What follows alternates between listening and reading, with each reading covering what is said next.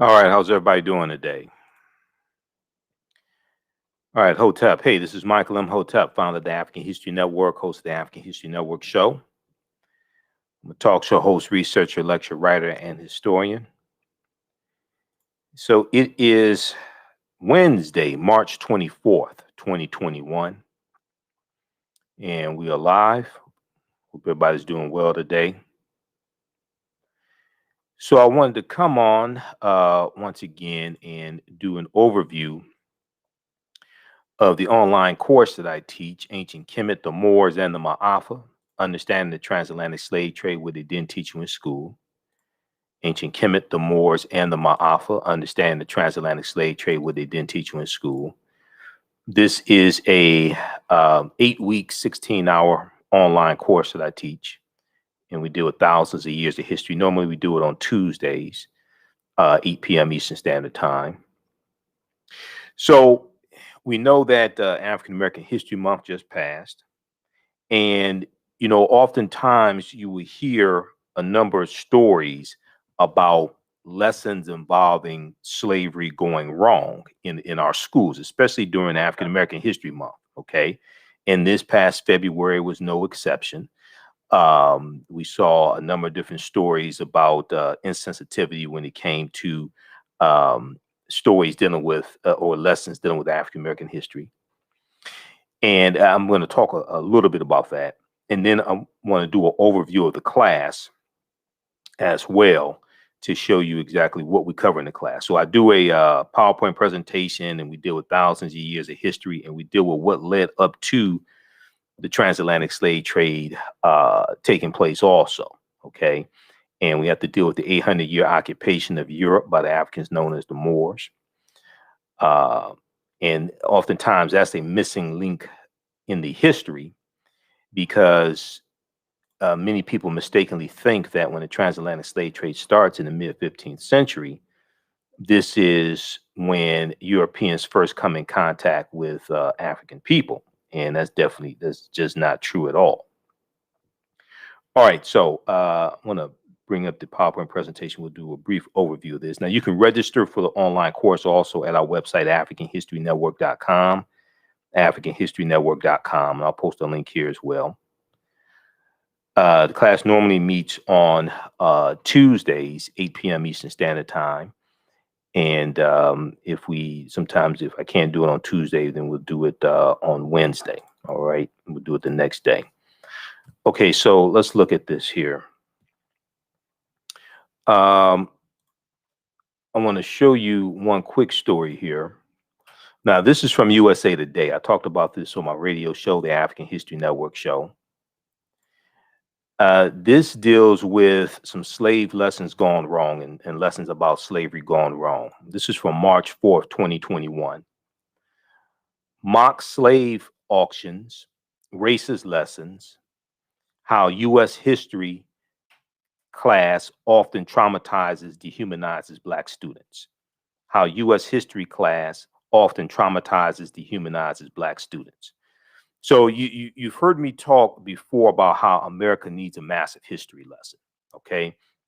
And all of this is connected with the fight against the voter restriction laws in Georgia, the Republicans trying to push through 253 voter restriction bills in 43 state legislatures, the fight over the Confederate monuments, the Confederate battle flag. All this deals with not clearly understanding history.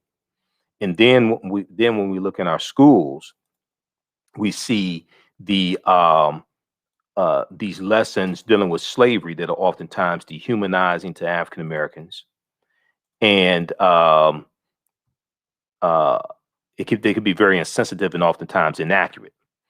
And one of the things that you hear me talk about is the study from the Southern Poverty Law Center called Teaching Hard History, American Slavery, Teaching Hard History, American Slavery.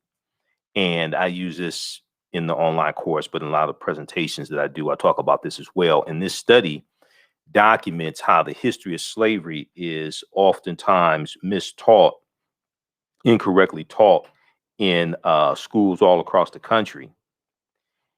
and it gives numerous recommendations on how to more accurately and more correctly teach that history. Okay, we'll talk about that in just a minute here. All right, how's everybody doing? Everybody share this broadcast on social media platforms. Invite your friends to tune in. In the class, I do it live normally on Tuesdays. As we record all the sessions, as soon as you register, you can go back, watch last week's class. You can watch the classes that you missed. This time around, and teaching the class, this is the first time I've taught this class since 2019. This time around teaching it, we're going to end up doing 9 weeks because I had 2 guest speakers a few weeks ago. Dr. David Imhotep, who wrote the book, The First Americans Were Africans, Documented Evidence. He wrote this book. He was a guest speaker in my class. And then also Sister Nubia Wardford, who's a cultural anthropologist. He was a guest speaker a few weeks ago as well. So we're going to end up doing 9 weeks instead of 8 weeks. So the class is regularly $130. It's on sale $80. You can watch the classes from around the world. You can watch them over and over again. And you can use them with your children as well. I would say the classes are PG-13. Okay. So if we look very quickly here at this article, and then we also see the fight. I'm going to show you another article in just a minute. We see a fight in certain state legislatures trying to control what teachers can teach about slavery and racism and oppression, things like this as well. Okay.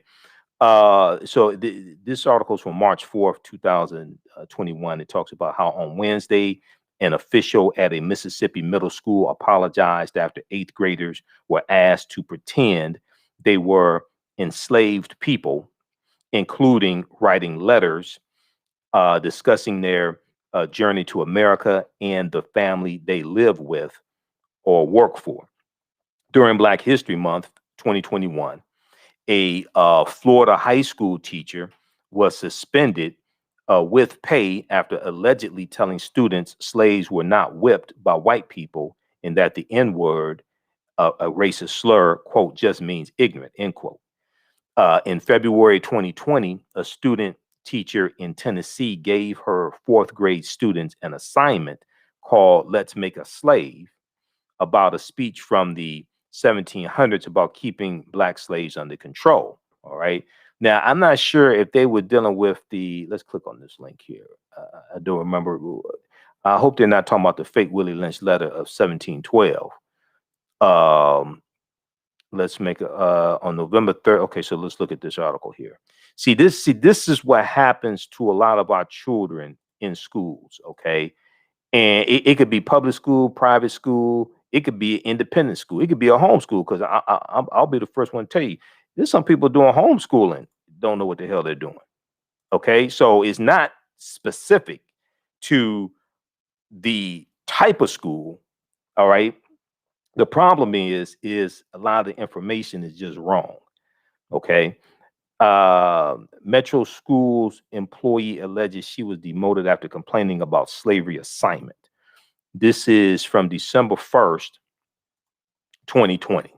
Metro Schools employee alleges she was demoted after complaining about slavery assignment. So if you've seen my broadcasts over the past few years, you know I've done a number of them dealing with slave history lessons gone wrong, slavery history lessons gone wrong.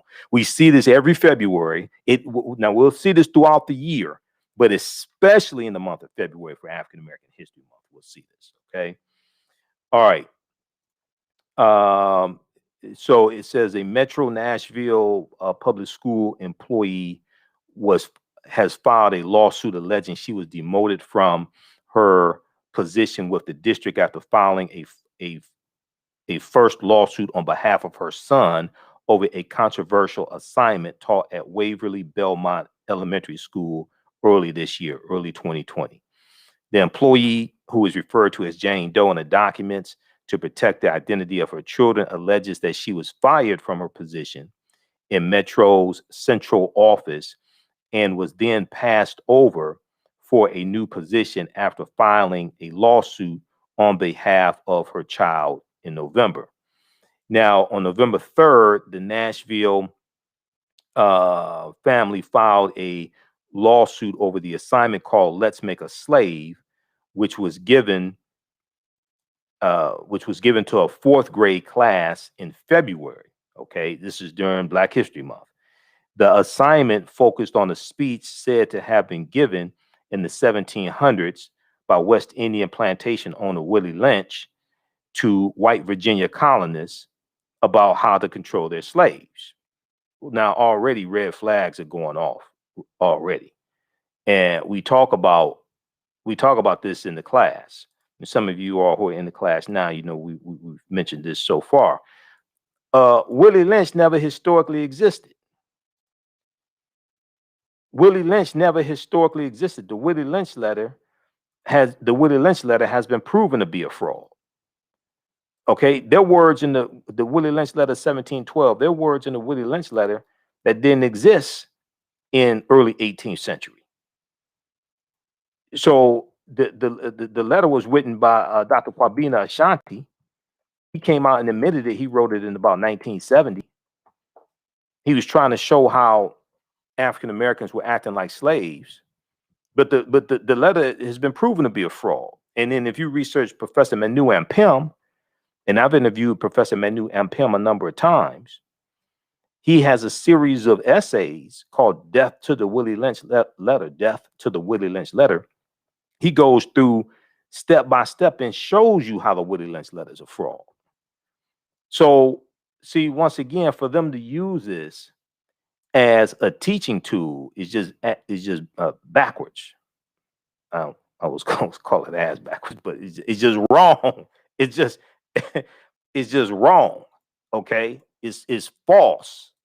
It's as wrong as that fake 1776 project that Donald Trump commissioned, and thankfully Joe Biden dismantled the commission and took down that BS report that the commission put together and Trump put on whitehouse.gov. But I want to go back to this article for a second because this deals with this is one of the reasons why the class that I teach is so important. And I share this type of information with people. I share this type of information with parents and try to give them some resources to use with their children. But also I tell them, you can share these resources with the teachers, because a lot of the teachers in school, and this is why this study from the Southern Poverty Law Center is so important, teaching hard history, American slavery, because a lot of teachers mean well, but they don't have the proper resources. They don't have the proper tools. And some of them just don't know. Some teachers mean well, but just don't know. And this is one of the things that the study explains. Now, you can download this study from splcenter.org, splcenter.org, and that's Southern Poverty Law Center, and search for teaching hard history. Okay, teaching hard history. And you can actually download the study. I downloaded it, took it to a printer, got it printed up. Okay, I'll show you some information from the study in just a minute here. But I want to deal with this because these things like this happen to our children in schools. Okay, and I read about this stuff, and a lot of times, parents don't know what to do about it. But so for this was during February. This is during Black History Month. The assignment focused on a speech said to have been given in the 1700s by West Indian plantation owner Willie Lynch to white Virginia colonists about how to control their slaves. Now, right there, whatever teacher uses doesn't know what they're doing.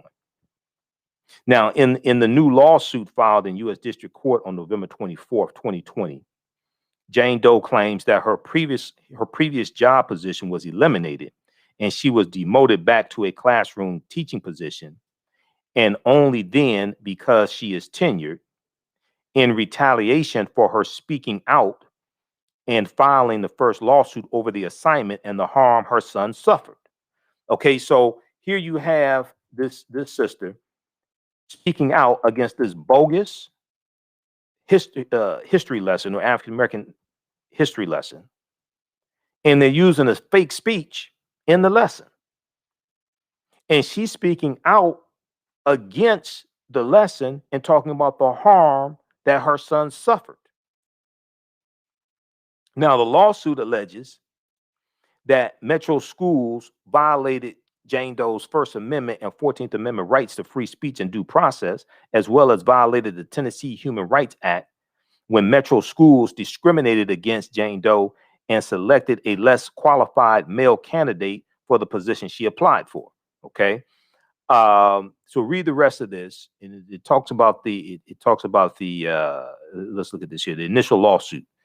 The initial lawsuit filed November 3rd alleged that Jane Doe's son, referred to as John Doe in court documents, suffered repeated acts of racial harassment by adults and peers when the Let's Make a Slave assignment was presented in class.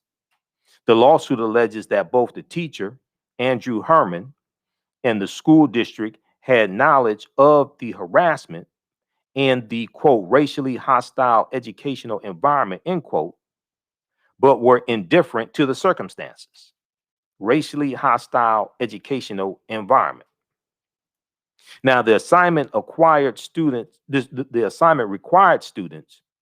to read the speech. This is the fake Willie Lynch speech of 1712. I've done a lot of research on the speech. I've done lectures in the past, and I've interviewed Professor Manu and Pim a couple of times dealing with and going through breaking down the fake Willie Lynch letter 1712. Willie Lynch never historically existed. The letter was written in about 1970. There are words in the speech like self-refueling that are 20th century words, not 18th century words. Self-refueling comes from the transportation industry. The letters are fraud. So the assignment required students to read the speech, listen to the instructions contained in the speech, and even pretend to be actual slaves by folding themselves under their desks and pretending to seek freedom from slavery, according to the lawsuit. Now, see, when I hear things about stuff like this happen to our children, it pisses me off, because if you read the study from the Southern Poverty Law Center, Teaching Hard History, American Slavery, one of the things, now this is a free study. Now, how I know about it and teachers that have teaching certificates don't know about it, I don't understand. I'm still trying to figure that out. One of the things they tell you in the study is don't do slave reenactments, don't do mock slave auctions. They tell you don't do these things because they can be harmful, not just to African-American children, but children in general. Okay, so I don't understand why teachers who have teaching certificates and went to school for education, I don't understand why they're still doing this. Every school district in America should be using this study. It's free. I don't understand it. It's free. I took this to the printer, got it printed up. It's free to download. I'm still trying to figure this out. Okay, so let's continue. How's everybody doing? Everybody share this broadcast on your social media platforms. Invite your friends to tune in as well. And I'm going to do an overview of the online course that I teach, also called Ancient Kemet, the Moors, and the Maafa, Understanding the Transatlantic Slave Trade, what they didn't teach you in school. We'll post a link here. You can register for the online course.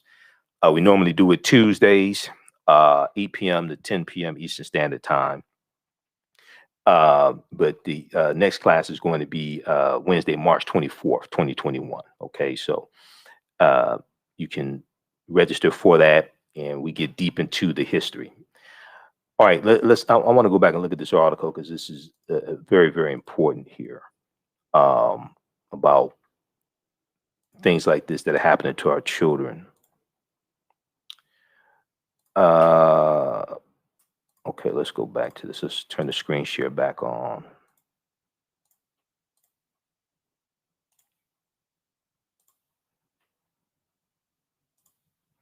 Okay, so the assignment required students to read the speech, listen to the instructions contained in the speech, and even pretend to be actual slaves by folding themselves under their desks and pretending to seek freedom from slavery, according to the lawsuit.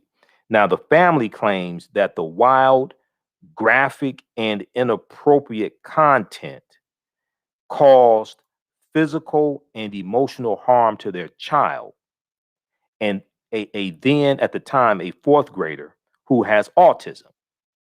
And I can see this. I can see this happening, because you don't do this to children. You don't have, they see that you notice they don't have like mock concentration camp reenactments of the Jews going into concentration camps. They don't do that as a school assignment. You ever realize that? They don't have, mock Holocaust reenactments as a school assignment. Okay, it's only our Holocaust where they think it's appropriate to do that and traumatize our children and traumatize other children. It's not just African American children that can be traumatized from that, but especially African American children. So the assignment led to community outrage earlier this year, so earlier 2020, rightfully so, including calls from community and city leaders asking for stronger oversight and policies for the district, which serves nearly 70% Black, African American, and Hispanic children. A student teacher from Vanderbilt University led the lesson under the supervision of Andrew, I think it was Andrew Herman, I think was the name, and was dismissed by Metro Nashville Public Schools following the incident. Herman was also placed on administrative leave at the time, but has since returned to employment by the district. At the time, the district characterized the content of the assignment as not age appropriate or within the scope of sequence for the fourth grade class. No, it's not appropriate for any age because the speech is a fraud. It's not appropriate for any age because the speech, the teaching tool that you're using is a fraud. It'd be like if you tried to teach. It'd be like if you try to teach history using Twice the Night Before Christmas as the foundation. Okay, and you you're trying to explain Christmas using Santa Claus and reindeers. Okay, how the little kids, if you got little kids around, they don't exist.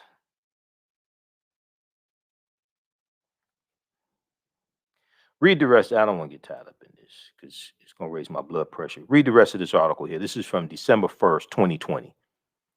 Metro Schools employee alleges she was demoted after complaining about slavery assignment. Okay, we'll post a link here. This is from USA Today.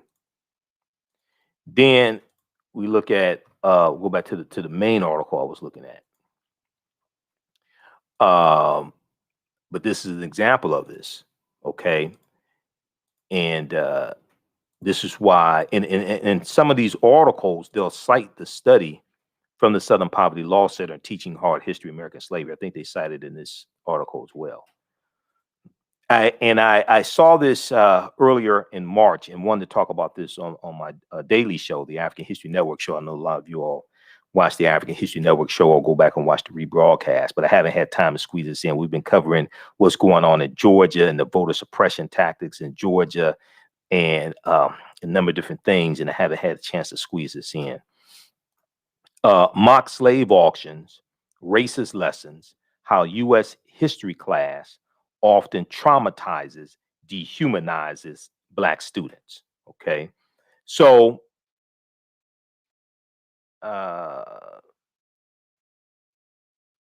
if we look at this here,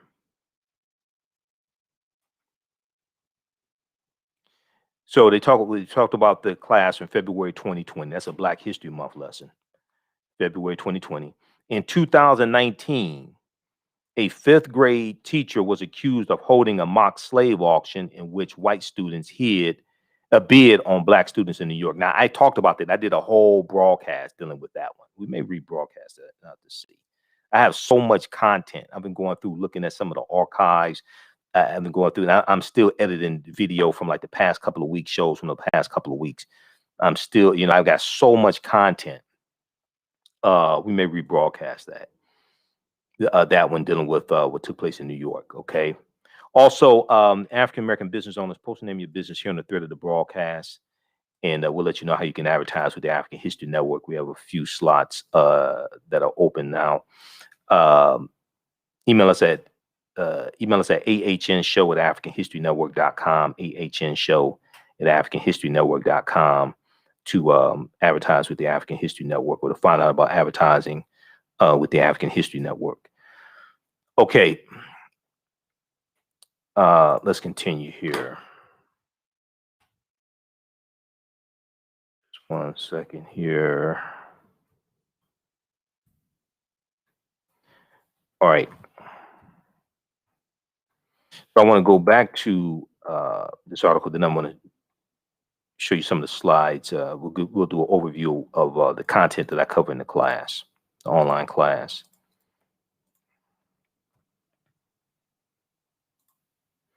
But oftentimes when stories like this happen, very few people actually talk about them. Now they'll talk about gossip, bunch of BS, but they won't. This stuff directly impacts our children. So such careless assignments and lessons can traumatize students, experts said. And they are just one example of how teachers in the USA have long struggled and failed to teach the complex history of slavery. Now, Kefferlin Brown, a professor of cultural studies in education at the University of Texas, said, unfortunately, slavery is addressed often in ways that are either marginalized or it's the other way, or it's the only way that Black people are brought into the curriculum. Now, Kefferlin Brown is cited in the study Teaching Hard History American Slavery. He did not want to be Black anymore. He did not want to be Black anymore.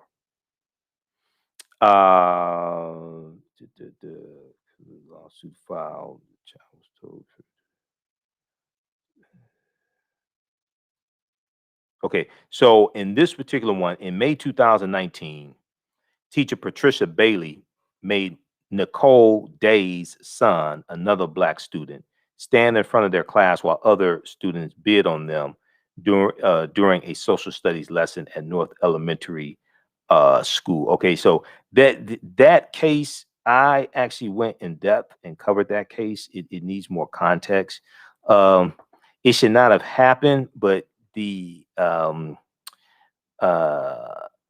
was a lawsuit behind that as well. What actually happened really needs more context than is what is here. The child was apparently traumatized, though. That's why you should not do reenactments. But this particular one, that's the one that I remember. Let me see. The children were told to refer to the winning students as masters and were warned not to try to escape because they would be chased down and violence would be done to them, according to the report. Okay, I don't think it was this case. It was another one. There was another case that I covered and I did a in-depth broadcast on. And I got statements from I played statements from the teacher, her attorney, but also parents that came out in defense of the non-white parents that came out in defense of the teacher. That particular one, and I have to look and see which one. It was dealing with bidding on slaves. That particular one, even that particular one is, I would say, is different than some of these other cases. Let me put it like that. There was no ill intention, and it was a question a student asked. A student asked the question, well, how could white people sell Black people like this? You know, how could they do that? So she said, okay, let me explain it to you. Let me show you. This is a bad thing to do, but it's different than some of these other cases. So in this one right here, the children were told to refer to the winning students as masters and were warned not to try to escape because they would, quote, be chased down and violence would be done to them, according to a report from the New York Attorney General's office. Now, Nicole Days said her son had to receive counseling after the incident, which the Attorney General's office found had a profoundly negative effect on all students present, especially the African American students. He told me that he did not want to be Black anymore, Nicole Days said. He didn't want to go to school because he didn't know if he could trust the teachers. Now, more than a year and a half after the incident, Nicole Days said her son, 12 years old, still worries that he's judged because he's black when they're out in public. Okay, still worries that he's judged because he's black when they're out in public, and his friendships have been seriously affected. All right, so check out the rest of this article. This deals with when slave lessons and history lessons go wrong in schools, mock slave auctions, racist lessons, how U.S. history class often traumatizes, dehumanizes black students. Okay, all right, um, so let's look at this. I want to bring up the PowerPoint presentation. Bring up the slides. I'm going to give you. We'll do an overview of some of uh, the content of the online class that I teach: ancient Kemet, the Moors, and the Maafa, understanding the transatlantic slave trade, what they didn't teach you in school. Okay, let's look at this here. Because I deal with some of this in the class, and we deal with the talk some about the study teaching hard history American slavery. So once again, let me show you this study here. I'll show you the cover of it.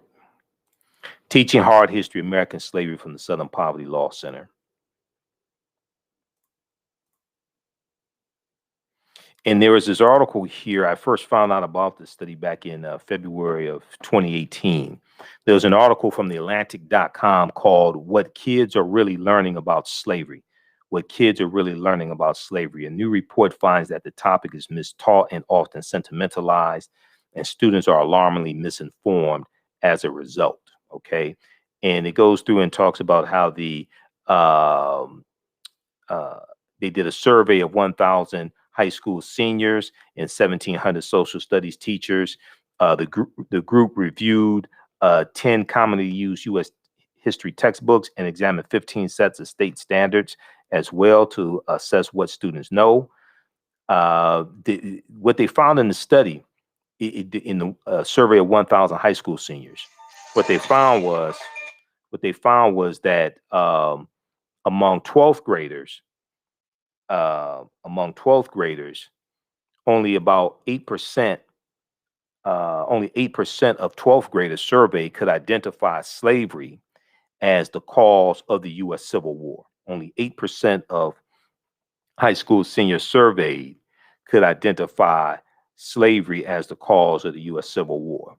Fewer than 1/3, or only 32%, could correctly name the 13th Amendment as the formal end of U.S. slavery. 35% thought it was the Emancipation Proclamation of January 1st, 1863, which did not end slavery and really didn't free the slaves at all. And fewer than half, 46%, identified the Middle Passage as the transport of enslaved Africans across the Atlantic Ocean to North America. So read this article here from the Atlantic. They go more in depth into this. What kids are really learning about slavery. Now, some people say reparations. Now, my response, if you watch my show, we deal with this historically and based upon law, and we deal with what is the process. My response would be reparations. How? Explain to me the process. Because most people talk about reparations, can't tell you the actual process to get it. And it takes 218 votes to get a bill passed in the House of Representatives. It'll take 60 votes to get a bill passed in the Senate. You don't have that in either the House or the Senate right now. You got maybe about 178 votes for HR 40 in the House of Representatives, but that's a resolution. That's not an actual bill. That's not going to become law. That's HR 40. That's a resolution. You have to understand the difference between a House resolution, a House bill, and a House joint resolution. You don't have, if you can't get a bill passed to study reparations, how are you going to get one passed to pay reparations? Go watch the bill. Go watch this. Go watch the show that I did, the Sunday show from Sunday. What day was that? No, I think we did it Monday, March 22nd, dealing with Evanston, Illinois, and reparations for redlining that they're going to disperse in Evanston, Illinois to African Americans. Go watch that one. We go deep into it. Then go watch the March 7th show why I talked about Evanston, Illinois, March 7th, 2021. And we went deep into it, and I laid out understanding what reparations is. Reparations is not a check. A check can be part of an overall compensation package. This is what happens when people don't understand history. Reparations means to repair the damage. If you're talking about repairing the damage of slavery, repairing the damage means to restore you to a state prior to the damage being done. This is what repairing, this is what the concept of reparations is, to make people whole again, to restore them to a state that they were in prior to the damage being done. Well, to actually understand reparations for African Americans, you first have to understand and analyze who African people were before the damage was done. Who African people were and what we had before we were put into a system of slavery. We were people who had our history, our culture, our language, our spiritual systems, our names, our family ties, our folklore, our mores, our cosmology, our cosmogony. We had a cultural paradigm that we saw reality through that every other ethnic group of people here in America have. A people's history and culture is what they use in this country to fight for scarce wolf power resources. So now we're largely a people who've largely been taught to hate themselves. Most of us still have our slave masters' names. We've been taught to see reality through the eyes of Europeans. So when you just reduce reparations down to a check, you're not doing a systems analysis, and you're talking about giving money to people who largely been taught to hate themselves. And year after year, we go to conferences that talk about how we spend 97% of our dollars with people that don't look like us. So we all got $500,000 today. I guarantee you white people will have it all back this time next week. And at the same time, because you haven't done a systems analysis, you're not dealing with the laws and policies that were put in place to bring about the structural inequities to bring us to this place to bring us to where we are right now. So in addition to repairing the damage and restoring us, you also have to change the laws and policies that are still in place that brought about the structural inequities in the first place. This is why we have to have a systems analysis when we deal with repairing the damage. And look at the study from Citigroup Bank, and I've talked about it a number of times. Look at the study from Citigroup Bank that shows how the U.S. economy lost $16 trillion over a 20-year period of time from the year 2000 to the year 2020 because of racism and discrimination, and how if it corrects these policies and the racial wealth gap and things like this, it can add $5 trillion to the U.S. economy over 5 years. It's CBS News has the article. We'll look at it quickly here. Because see, this is why when people say reparations now, my response is reparations how? Explain to me the process. First thing you have to do is read the U.S. Constitution, because a lot of our people don't understand the Constitution and don't understand that bills, Article 1, Section 9, Clause 7 of the U.S. Constitution clearly tells you that Congress controls the power of the purse. So bills dealing with taxation and appropriating money, that has to pass the U.S. House of Representatives and the U.S. Senate and be signed into law by a president. Okay, so a lot of this stuff floating around dealing with reparations is just nonsense. Okay, let's look at this here.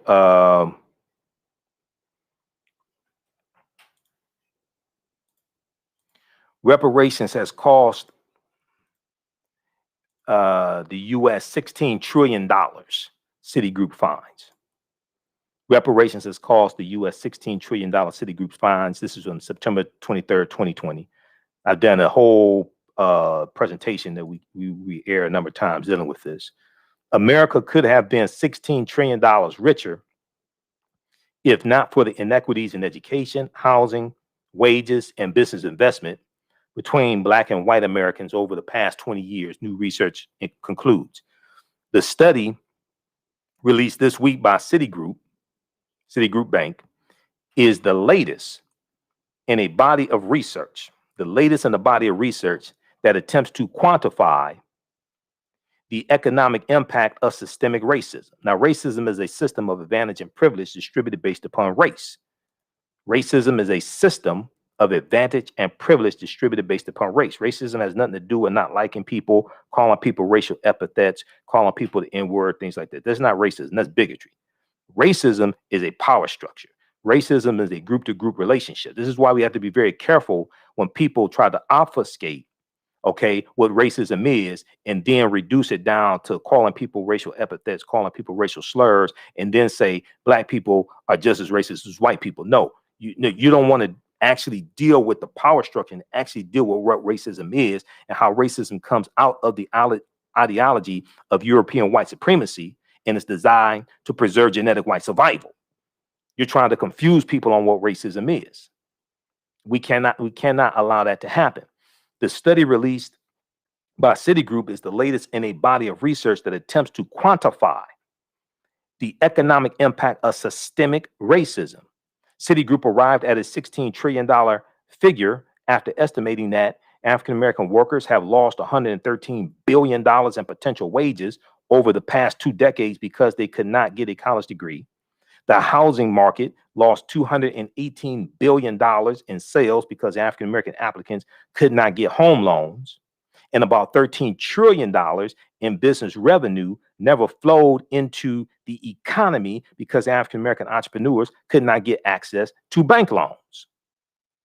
What's more, the U.S. could have $5 trillion in gross domestic product over the next 5 years if those gaps and others were closed today, the study indicated. So you're dealing with closing the gaps, which deals with changing the laws. The reason why you have to do this is because if we were able to get reparations today, right now, and it was just in the form of money, I guarantee you in 2 years, 3 years, 5 years, 10 years from now, we'll be right back in the same predicament. But the problem is there'll be less people who will be willing to listen to our issues and our complaints because they said, well, you said cut the check. We cut you a check. You right back in the same predicament. That's your fault. We ain't dealing with this anymore. This is why you have to do a systems analysis. You have to change the laws and policies that were put in place that brought us to where we are right now. That's part of repairing the damage. This is why trying to equate reparations with a check is ass backwards. You don't understand what happened. You can't just reduce that down to a check. You got to correct the laws and policies that are still on the books that brought us to this point. Hopefully y'all understand what I'm talking about. All right, read this article. Now, there are a lot of people that mean well and things like that and say, cut the check. No, do the research. It's more than that. Cash payments can be part of a comprehensive reparations package. Ain't nowhere in the hell reparations should only be in the form of money. Oh, no. Every year, reports come out and we read articles and go to conferences that talk about how we spend 97% of our dollars with people that don't look like us. What do you think is going to happen if we all get a bunch of money? You think that spending pattern all of a sudden is going to change and get better? If anything, it's going to get worse. All right. So read that. Okay, so let's go back to the actual presentation. So these are some of the slides from the online class that I teach, and this is an overview of it. How's everybody doing? Those just tuning in. I'm doing an overview of an online course that I teach called Ancient Kemet, the Moors, and the Maafa. Understanding the transatlantic slave trade, what they didn't teach you in school. We deal with thousands of years of history and what led up to the transatlantic slave trade taking place. I'm Michael Imhotep, founder of the African History Network, host of the African History Network show. Okay, so let's look at this here. This is an interesting study right here, and I've been looking at these studies for years. New studies find that positive feelings about Blackness improve academic performance for Black girls. New studies find that positive feelings about Blackness improve academic performance for Black girls. Believing that Black is beautiful, an important mantra of self-acceptance and self-love could pay major dividends in school, a new study finds. Now, this is I've talked about this in some of my presentations, some of my lectures, especially during African American History Month, because all of this is connected. So this was a study that appeared in the Journal of Blacks in Higher Education. And it focuses on a new study from Sharita Butler Barnes, Professor Sharita Butler Barnes, a professor at Washington University in St. Louis. And the study finds that young Black women, young African American women with strong racial identity are more likely to be academically engaged, curious, and persistent. Okay, African American, young African American women or African American girls with strong racial identity are more likely to be academically engaged, curious, and persistent. So the survey looked at 733 African American middle and high school girls in 3 socioeconomic school districts in the Midwest. The study is called Promoting Resilience Among African American Girls, Racial Identity as a Protective Factor. Promoting resilience among African American girls, racial identity as a protective factor. And it was published on the Childhood Development Journal website. And it found that feeling positive about being Black, along with feeling supported by their schools, correlated with the girls' greater academic motivation.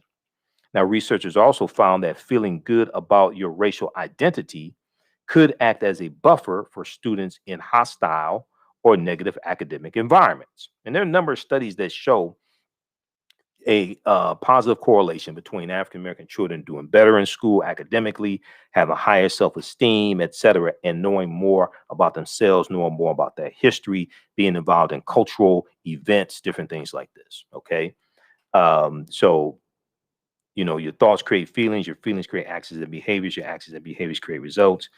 What you do for yourself, what you do to yourself, and what you allow the people to do to you and get away with is based upon what you think about yourself. What you think about yourself is based upon what you've been taught about yourself.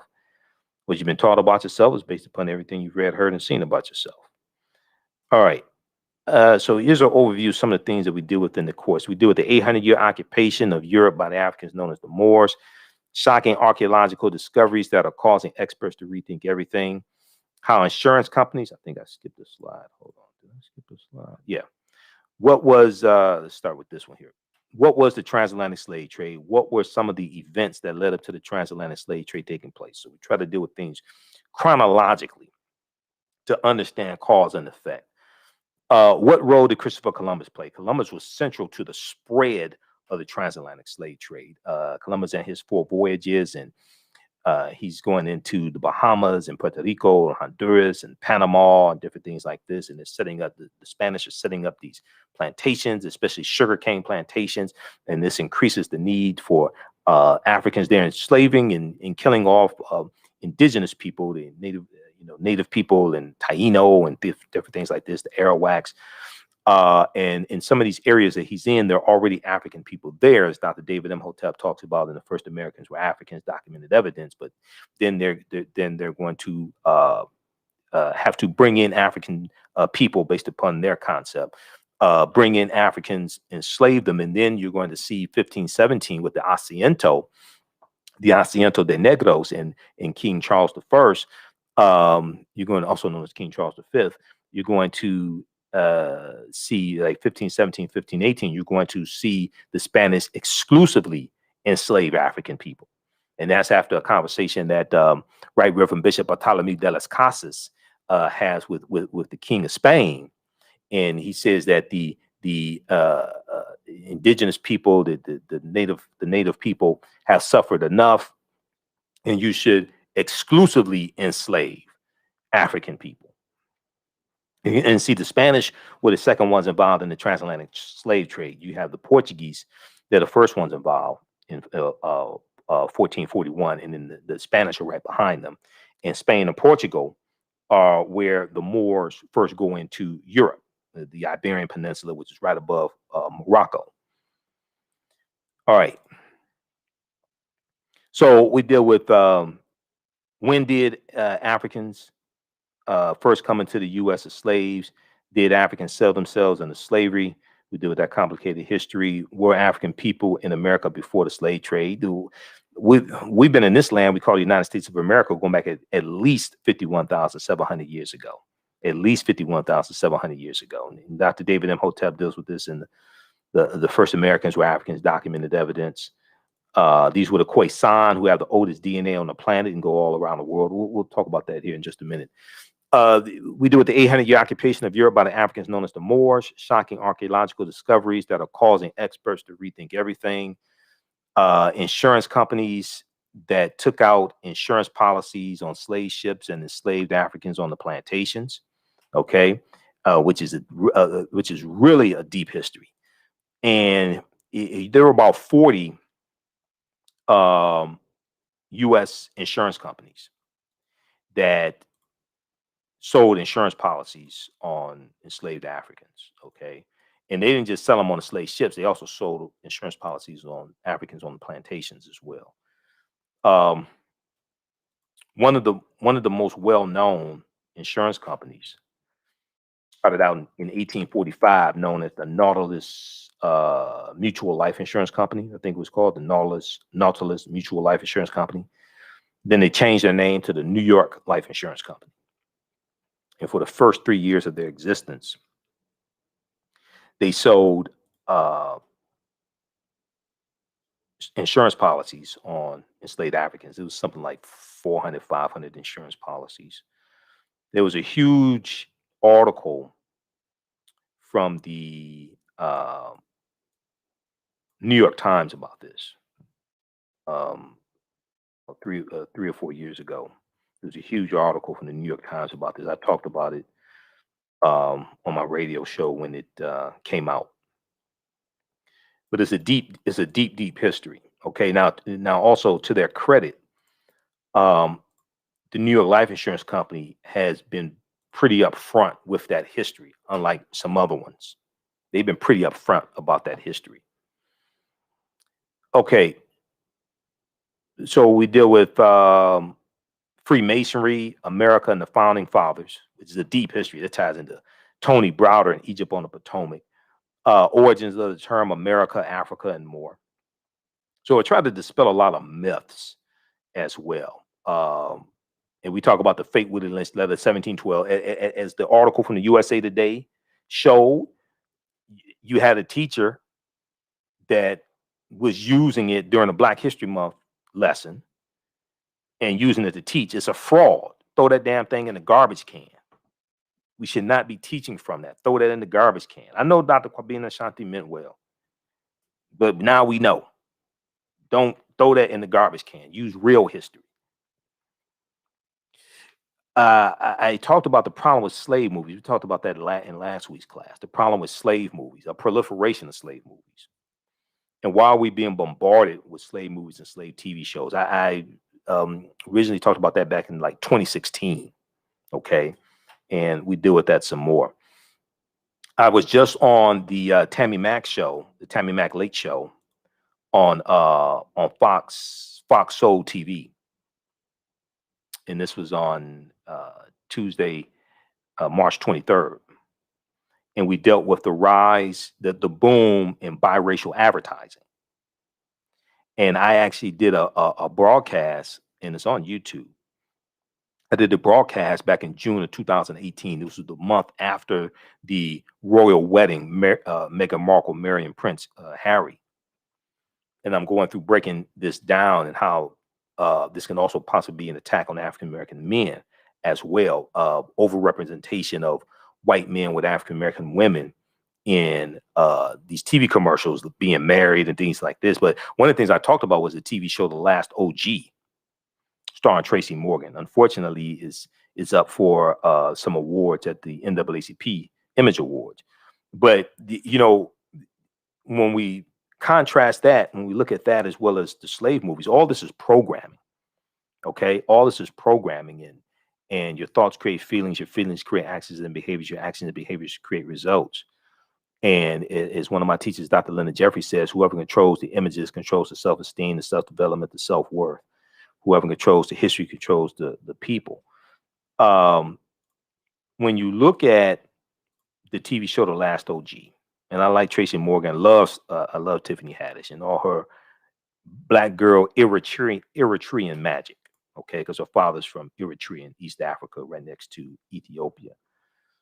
Um, you have this guy Trey, who was a drug dealer, ends up going to jail. Okay, his girlfriend was Shay, and I think his name was Trey in the show. He ends up going to prison. Okay, he gets caught selling drugs. He ends up going to prison. He was set up actually um, selling drugs, and he goes to prison for a number of years.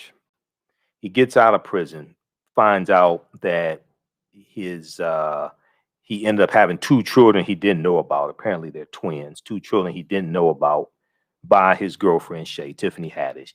She's remarried. She's married to a white man, living a very good life, big house. She has a career. She went to school, everything. The children are in private school.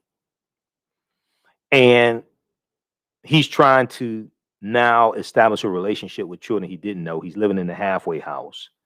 There's one episode where he starts selling drugs again. He's selling crack because he wants to be like Robin Hood, rob from the rich and give to the poor. But if you look at a proliferation of biracial commercials, and the majority of these commercials show white men with African American women, even though African American men are twice as likely to marry outside of their race as African American women. This Pew Research report on this also. You look at the Pew Research.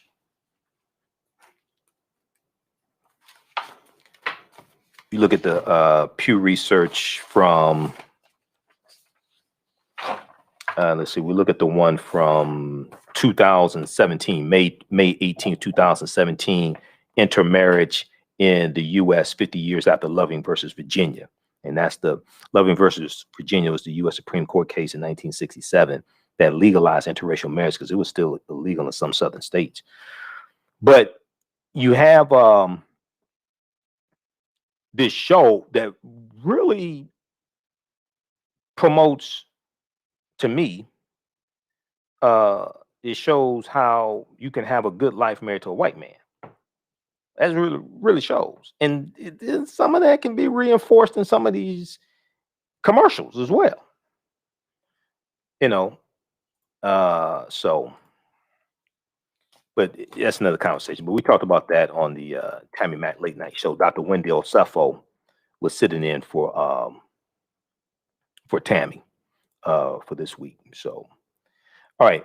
This is Dr. Leonard Jeffries, one of my teachers. He said, he says, whoever controls the images controls your self-esteem, self-respect, and self-development. Whoever controls the history controls the vision. Whoever controls the history controls the vision. And this deals with the power of image. This is why the power of image is so important. Okay, this is why we have to be careful of the images that we allow our children to consume and that we consume ourselves as well. That's why we have to be careful of this. All right. So how's everybody doing on Facebook and YouTube? Everybody share this broadcast on your social media platforms.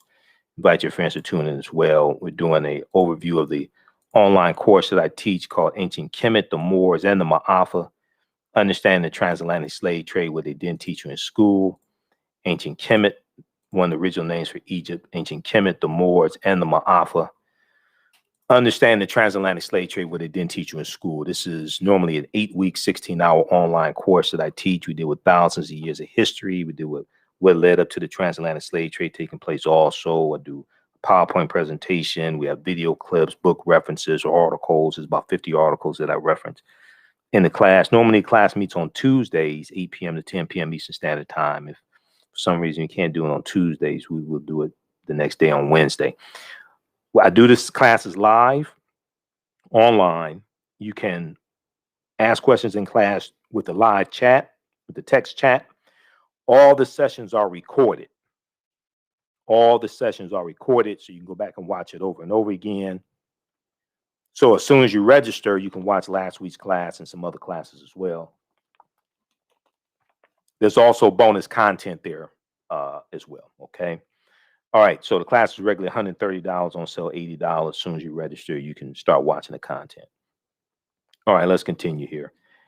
Let me show you this from the Pew Research, because I did a lot of research to prepare for my appearance on the Tammy Mack late show. Actually, I over prepared because most of the stuff I studied I didn't get a chance to talk about. But I always do that. I always over prepare. I always do research for interviews and things like that, and I always over prepare.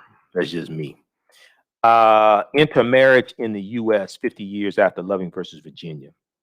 And I had research that I did back in June 2018 when I did my broadcast dealing with the increase in biracial advertising. So this is one of the things, this is one of the pieces of research that I did back in 2018. 1 in 6 newlyweds are married to someone of a different race or ethnicity. Okay, 1 in 6 newlyweds. Read this from Pew Research, May 18th, 2017. Intermarriage in the U.S. 50 years after Loving versus Virginia. This is at pewresearch.org. Pewresearch.org. All right, let's continue here.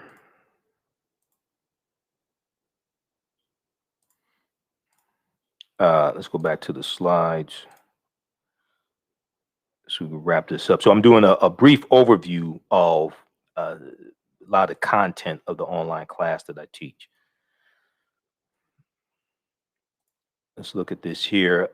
So we deal with the problem with slave movies while we're being bombarded with slave movies and slave-themed TV show. We saw this a lot in 2016. Saw this a lot in 2016. It's to a lesser extent now. Okay.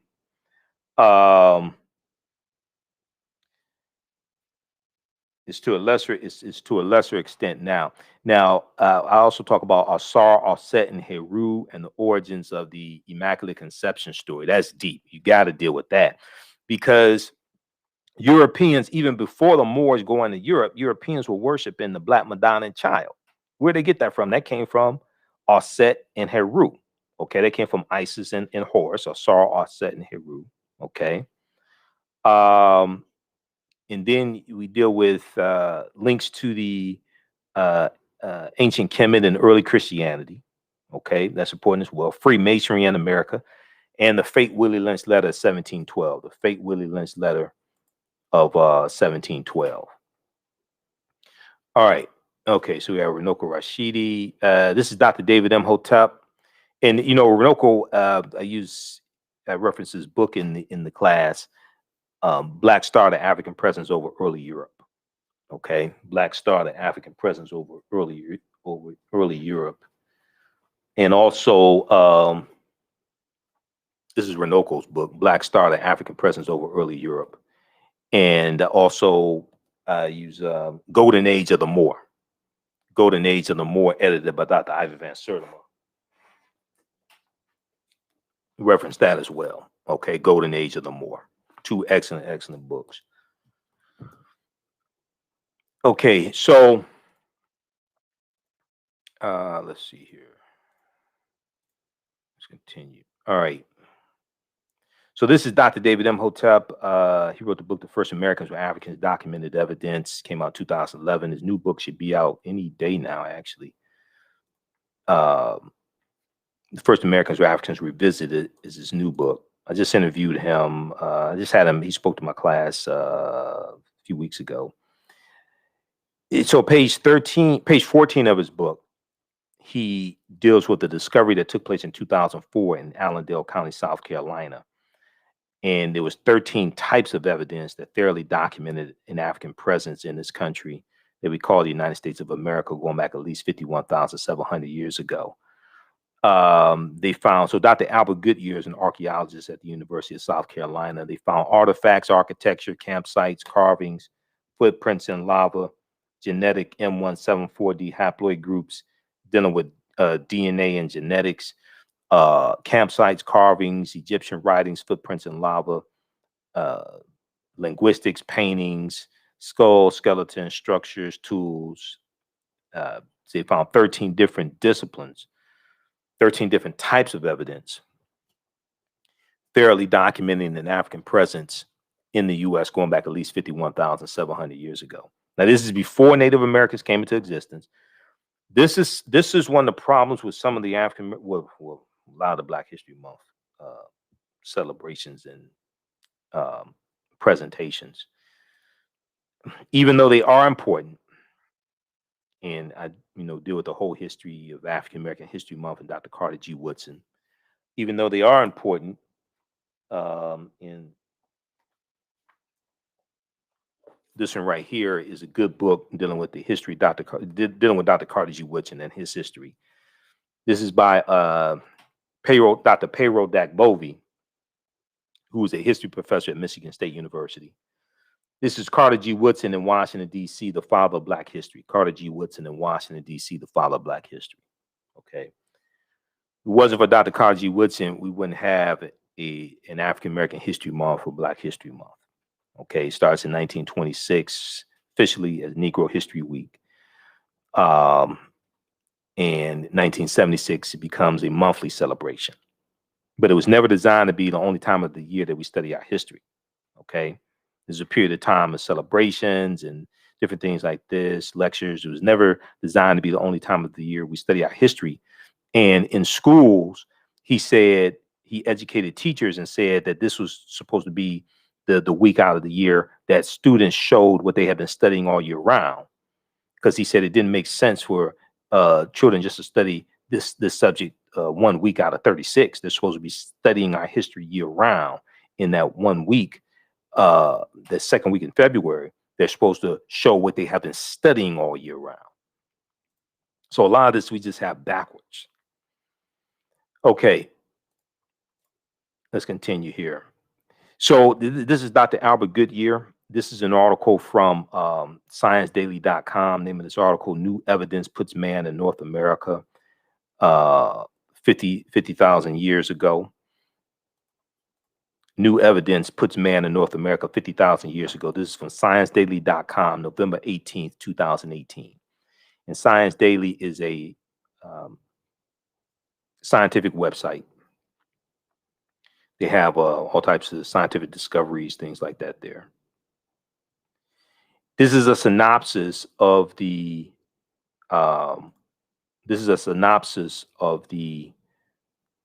article. It says radiocarbon tests of carbonized plant remains where artifacts were unearthed last May. Now, keep in mind, this discovery is made in 2004. Okay, so this is 17 years ago. Where artifacts were unearthed last May along the Savannah River in Allendale County by University of South Carolina archaeologist Dr. Albert Goodyear indicate that the sediments containing these artifacts are at least 50,000 years old, meaning that humans inhabited North America long before the last ice age, Well, who were these humans? Okay, these were the Khoisan. This is before Native Americans come into existence. These were the Khoisan who come from Southern Africa, go all around the world. Also, they're the ancestors to Dainu and the Twa, and they were here in this land also. Okay, so we deal with archaeological discoveries. I'll show you some different archaeological discoveries in recent years. We deal with the Druids, and this ties into the history of St. Patrick. Okay, so some people just celebrated St. Patrick's Day. I'm not one of them because Patrick was a mass murderer on behalf of the Eastern Orthodox Christian Church. He was a mass murderer. So we talk about the discoveries, things like this. And then let's see here. This is a discovery dealing with Tanis Heraklion, the lost city of Egypt. Okay, that discovery is from 2013. And Tanis Heraklion swallowed into the sea about 1,200 years ago.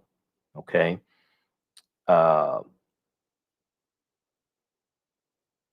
Research that Tanis Heraklion, the lost city of Egypt. All right, very quickly here, if we look at, so we also deal with the 800-year occupation of Europe by the Africans known as the Moors.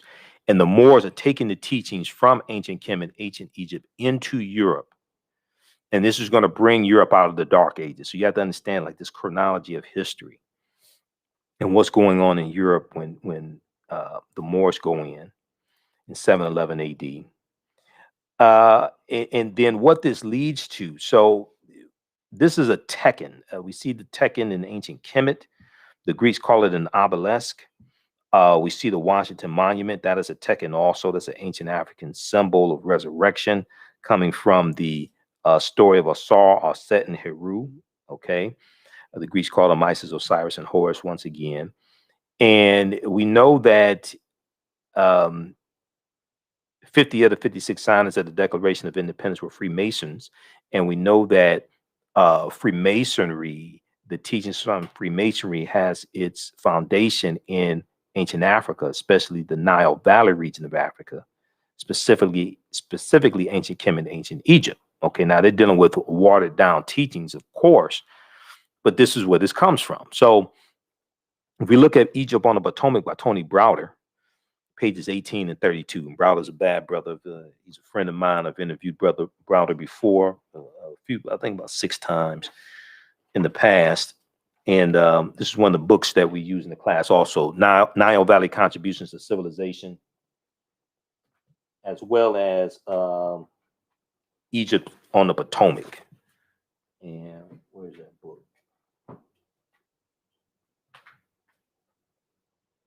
We got Egypt. I've got it right around here somewhere. We got a bunch of books here. Egypt on the Potomac. Oh, right here. Egypt on the Potomac, right here. Excellent book. Short book, about 70 pages or so. Egypt on the Potomac deals with how the layout of Washington, D.C. is based upon ancient African principles. Okay. And how the layout of Washington, D.C. is a copy of the layout of ancient Egypt. But the word Mason is derived from the Latin words mass and son, S-O-N. Mason means child of light and expresses the desire to pursue light. Okay, the desire to pursue light, which is a metaphor for the sun, which symbolizes knowledge. The term child of light or sons and daughters of light was first used to identify students who had completed 42 years of study, in the temples of ancient Kemet or ancient Egypt.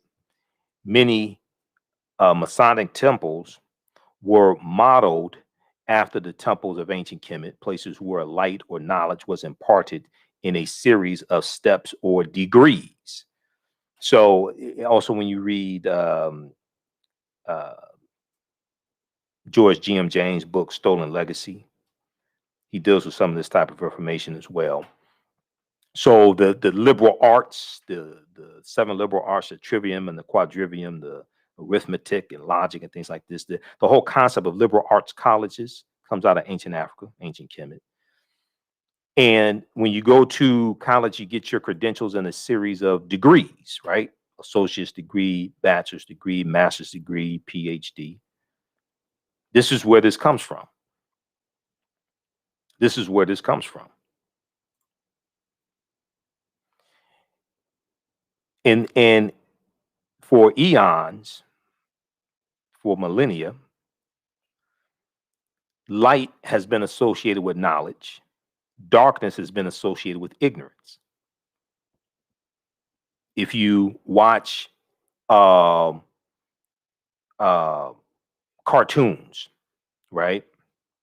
We'll come to your question in just a second. If you watch cartoons, you can see the cartoon character could be Doc McStuffins, or it could be Mickey Mouse. It could any Tom and Jerry, any cartoon character. My daughter likes Paw Patrol. I didn't know what Paw Patrol was till she started singing the theme song. Okay, but if they get a idea, a bright idea, and bright is associated with knowledge as well, you'll see a little light bulb go off over their head, right? To symbolize an idea, to symbolize knowledge. And if you have a child in school that's a smart child, the teacher may say that's a bright child, G-H-T, bright. Knowledge associated with light. If the child is not too bright, right? Lack of light, or you say that's a dim child, D-I-M, dim light. The absence of light or less light associated with ignorance. More darkness associated with ignorance. Okay. So when we look at this here, we see the term child of light or sons and daughter of light was first used to identify students who had completed 42 years of study in the temples of ancient Kemet. This is associated with knowledge. Mason means child of light and expresses the desire to pursue light, which is a metaphor for the sun, which symbolizes knowledge. All of this is connected. It takes us right back to ancient Africa. Okay, we keep trying to run away from ourselves. We keep trying to run away from ourselves, and people are running to what we created. We should be tired. Our legs should be tired of running by now. Did you know that 50 of the 56 signers of the Declaration of Independence and 13 of the 39 signers of the U.S. Constitution were Freemasons? Did you know that 4 of the first U.S. presidents were Freemasons, and there have been 14 Freemasons who have been U.S. presidents? So Browder talks about this on page 18 of Egypt on the Potomac. Okay, so this is Asar, Aset, and Heru, who the Greeks call Osiris, Isis, and Horus. We definitely deal with this as well, the first Holy Trinity. We talk about we talk about the TV show Isis. We talk about the TV show, the Secrets of Isis, TV show from DC Comics from the 1970s. And then, let's see, okay, so we deal with some of this. Why is Christmas on December 25th as well? Nowhere in the biblical text does it say that this may go outside the circumference of some people's awareness. Just because you disagree with it or don't like it, does not mean it's not true. Just means you have to do some research to understand what I'm talking about. Nowhere in the biblical text does it say that Jesus the Christ or Yeshua was born on December 25th, because the letter J wasn't created till 1630 AD either. So we deal with some of that history as well. Try to deal with this chronology of history. Okay. Let's see here. And then, we talk about once again, we deal with the Moors and deal with things like, I tie this into news articles that you'll see in the news, but not really understand the connection to the deep history, whether it's talking about Black Pete, Joie de Piet, and the parades that they have like every early December in the Netherlands, Holland, things like this, of Black Pete, who was a Moor. But this right here, these are the national flags of Corsica and Sardinia. We showed this in the class last week. We went in depth into this. These are African Moors' heads on the flags, because the Moors were in these areas and it was a monumental effort to conquer them. Okay. And many of them were going to be enslaved. They're going to be conquered and enslaved. And you see them as bandanas. They have bandanas on. But originally, these bandanas were blindfolds to signify that they were prisoners, that they were conquered. This all ties into the history of the Moors in these areas and throughout Europe. Okay. So it's a very, very deep history. All right. So we deal with that. We deal with Christopher Columbus and where Columbus went on his 4 voyages, and how Columbus was central to the spread of not just disease, okay, and decimating populations he's coming into contact with, but he's central to the spread of slavery, racism, capitalism, and the exploitation of indigenous people also. Columbus on his 4 voyages. He never comes to the land that we call the United States of America, which is really, really important for people to understand. When you look at, if you go to history.com, search for Christopher Columbus, they have a lot of good information there. They show you where he went on his 4 voyages. He never came to the land we call the United States of America. The closest he came here was Cuba, which is 90 miles away. Okay. He's in Haiti and Jamaica and Cuba, Puerto Rico, Honduras, Panama, Trinidad, things like this. He never comes to this landmass that we call the United States of America.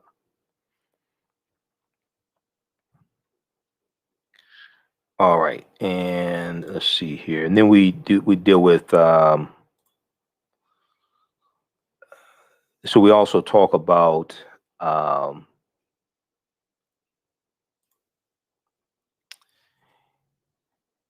we deal with the article from Dr. Henry Louis Gates Jr.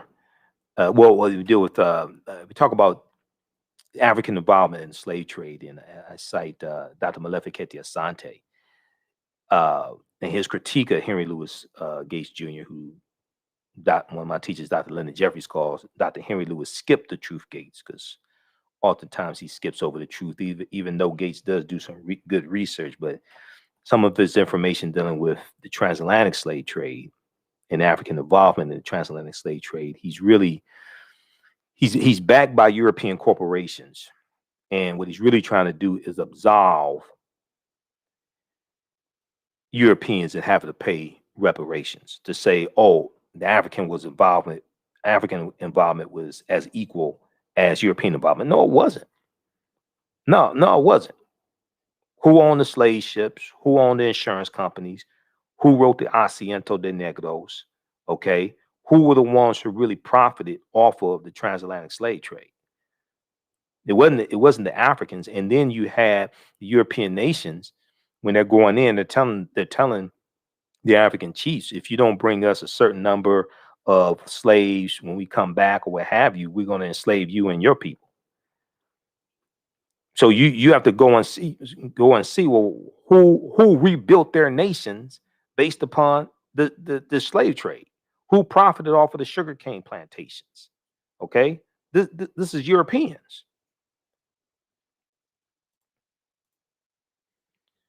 All right, so those are some of the things that we deal with in the online class. I talk about Professor Manu Ampem. I interviewed him back November 21st, 2013. We dealt with the fake Willie Lynch letter of 1712. You can visit his website, manuampem.com, manuampem.com. I just interviewed him back in June of 2020, or July. I think it was July 2020. We talked about the passing of John Lewis. And we talked about some other things as well. We talked about SNCC and the Black Power movement, things like this. So he's a brilliant historian. Okay. Let's see here. So that's just an overview. That's just some of the things that we deal with in the class. We talk about the three great West African kingdoms of Ghana, Songhai, and Mali as well, of course. You definitely have to talk about that as well. Ghana, Songhai, and Mali. And you have Moors coming from West Africa as well, going into Europe. All right, so that's a brief overview of the online course that I teach, Ancient Kemet, the Moors, and the Maafa. Understanding the transatlantic slave trade, what they didn't teach you in school. You can register. We'll post a link here. You can register for it right now. As soon as you register, you can watch class we did last week. And we normally do the classes on Tuesdays, 8 p.m., 10 p.m., 8 p.m. to 10 p.m. Eastern Standard Time, right about that. So I had to do my radio show at 11 p.m. There's been a couple of Tuesdays. If I can't do it, we'll do it Wednesday. But this will keep you busy. You can watch from around the world. We deal with thousands of years of history also. Okay. And let me see. Somebody had a question here. Oh, okay. Watching from Belize, Central America. Okay, Kimberly. How you doing, Kimberly? Thank you. Will class be presented? Rosa asked, will the class be presented again? You can, well, any classes that you miss, you can go back and watch them. They're all archived. All the classes are archived. All the classes are archived. And we have bonus content that you can watch, and I'm uploading more bonus content also. So all the classes are archived. This is an 8-week, 16-hour online class. We're going to do a 9th week. I'm going to add an additional class because I had 2 guest speakers in the class, so that kind of threw things off a little bit, being able to cover the content. But you can go back and watch all this content. You can watch it at your own pace also. So even if you can't join the class live, you can still register for it and watch it at your own content also. And you can watch from around the world. You can watch in Belize. You can watch in Belize as well. All right. So You can visit our website, AfricanHistoryNetwork.com, AfricanHistoryNetwork.com. And right on the home page, we have the information. We posted the link here, but on the home page, we have the information. So when you go to our website, you'll see the information about my radio show. We're on 6 days a week, 6 nights a week. And you scroll down, so you have the information about the radio show, the African History Network show. You click here for podcasts. We're on Monday through Friday, 11 p.m. to 12 midnight Eastern Standard Time, and Sunday, 9 p.m. to 11 p.m. on 9:10 a.m. Superstation WFDF. We broadcast right here, also on Facebook and YouTube.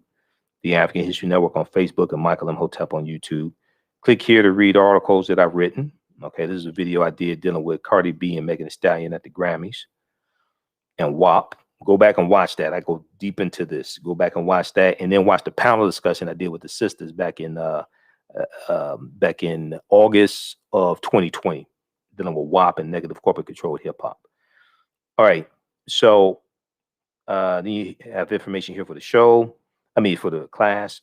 Click here to register here. Takes you to the next page, and click right here to enroll. As soon as you enroll, you can start watching the content, and you'll be ready for the next class.